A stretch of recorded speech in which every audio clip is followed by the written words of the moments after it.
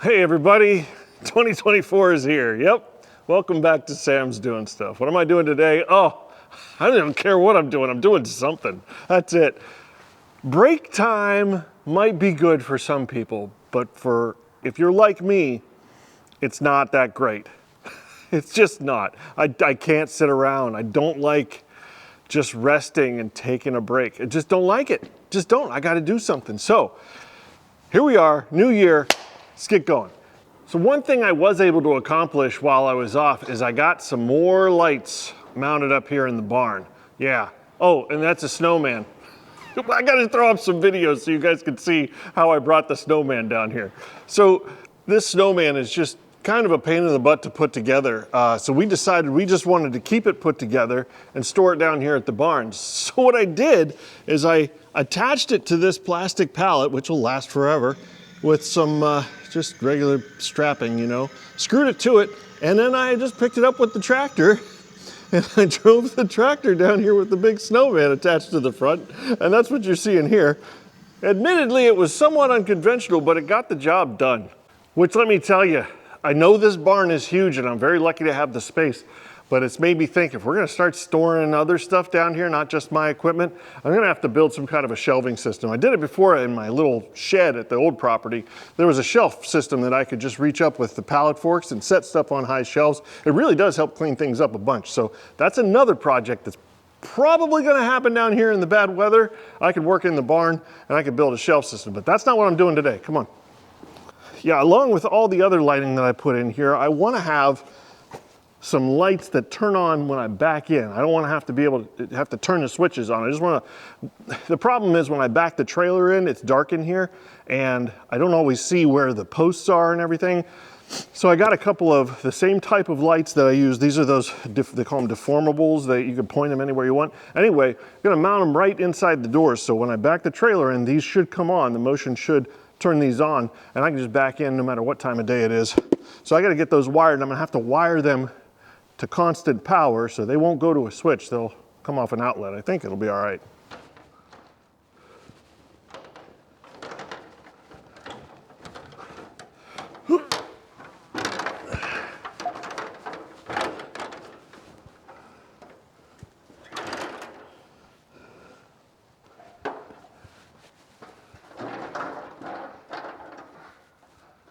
All right. Already mounted the junction boxes to mount the lights in. Now I gotta run the wire.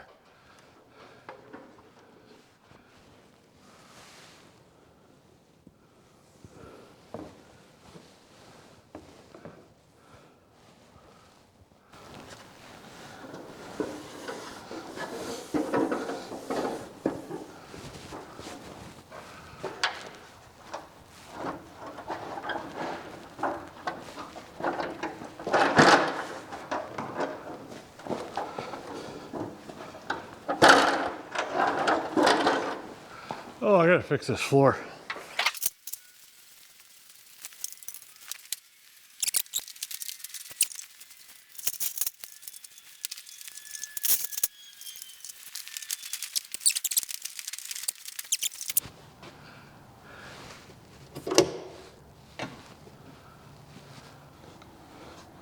Whew, cold hands. Yeah. All right, I'm gonna pull off of this outlet. So maybe we'll talk about some stuff while I'm doing this. You know, you've heard me talk about motivation and discipline. It's discipline that gets me down here every day. The motivation was taking all that time off. I really didn't want to be cooped up anymore. So it doesn't matter what I'm doing down here, I'm going to be down here. I kind of also want to talk about some of the things I've been thinking about lately. You know, it's not popular. Well, I don't know, it depends on who you talk to, but YouTube might even flag this as controversial content. But, you know, a lot of the guys out there that are watching, it's mostly men, there's some women out there too, but, you know, be a man. Just, I don't have to tell you guys. You know it. Be a man. But what really is going through my head is that, you know, the toxic masculinity crap and I don't know. You know, I'm a stay-at-home dad. You know, COVID kind of made me retire, which I think is fantastic. But men are not naturally as good at nurturing as women are. So that's a challenge for me. Not that I can't do it. I love my daughter and I love taking care of her. But, you know, my natural instinct is to just do man stuff. And I'm not going to feel bad about it. Ever. Ever. I've got friends on all sides of the spectrums. I've got, you know, conservatives and liberals and all religions, Christian, Muslim, Jewish, you name it. I've got lots of different friends. I don't expect them to change. And the reason they're my friends is because they don't expect me to change either. You know? You don't have to be a different person in order to be friends with somebody. A friend needs to accept you for who you are. You know, gay, straight, conservative, liberal, whatever. And there's a lot of hate going around. A lot of hate. There's even a movie coming out. I would encourage you not to go watch it. The Civil War movie. At first I was tempted, like, I think I want to see that. But now I'm like, no, I don't want to see that. It's warmongering. It's literally warmongering. I mean, it's the very definition of it. I know it's fantasy and everything, but, you know, it gets thoughts in people's heads. No, that's not how you love each other.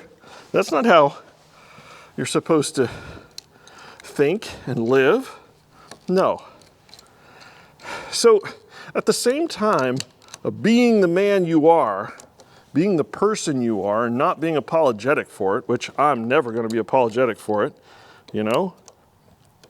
I don't expect anybody else, no matter what their lifestyle or religion or creed is, just be who you are. But love each other. Civil War, that's the last thing we need. Now, a lot of what I tell you on this channel is going to be my own thoughts. But, you know, I get things from other people too that I might watch on YouTube or read. And I'll share that with you too, if I think it's pertinent. And I don't know if you watch Jordan Peterson, but Jordan Peterson's a very wise man. And I like to listen to what he says and apply it as it should be to my life. One of the things he talks about, or has talked about, is being a dangerous man.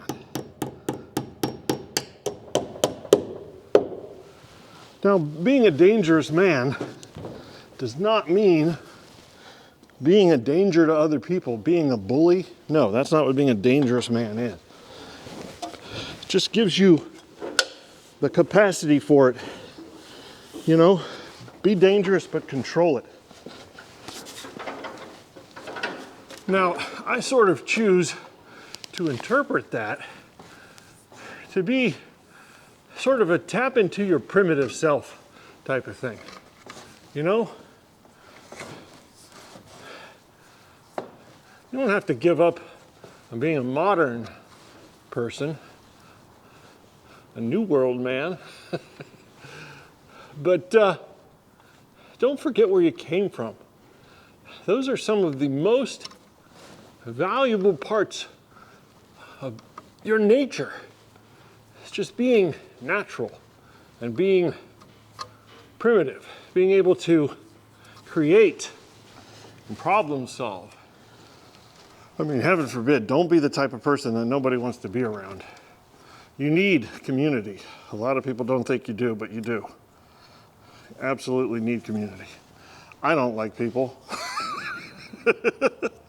I really don't. More and more, I'm figuring it's better to be alone than to be around people that you just can't stand. But that being said, you need community. But what type of community? I mean, you're probably saying, Sam, really? I don't like people either. And I don't want to be around anybody. Well, you got to be around a community of people with some skills, some like-minded people, or even if they're not like-minded, somebody who has something to add, somebody that is worth their salt. I don't know how you want to say it. But surround yourself with successful people. That's it. Successful people.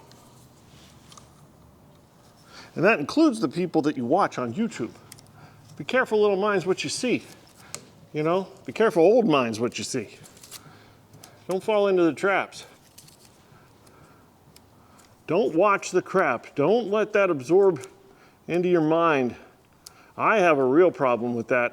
If I watch something that I shouldn't watch, I tend to internalize it and go, oh my gosh, what if that happened to me? You know, and that's not a good way to live. You need to kind of be prepared, but not dwell on it, you know? So that brings me to my next subject, and that is, I want to become more primitive and be more prepared and take my own advice and apply it to my own life. And we used to camp. Every year we would go camping. Now we kind of glamped. We had a trailer with a refrigerator in it and all that kind of stuff. But this year, so where did this come from? Okay, so my wife, she goes on business trips and leaves me with my daughter, and that's fine. You know, I expect it, of course. But she always tells me, you need to get out. You know, I'm always on the property. I'm doing something here. And she's talking about go out and do something, you know, relaxing or whatever.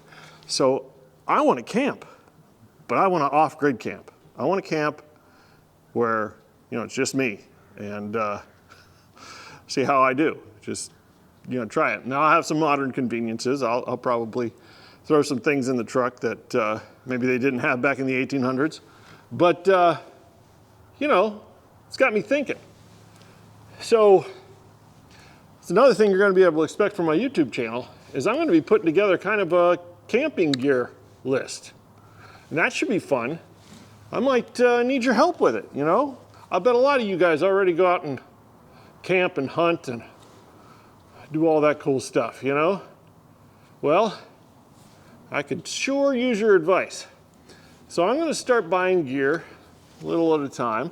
And when I get something, you know, we'll talk about it on the channel. I'll show you what I get and, you know, see where it goes. So anyway, I'm going to use my truck for sure. And I don't know, just kind of open mind right now.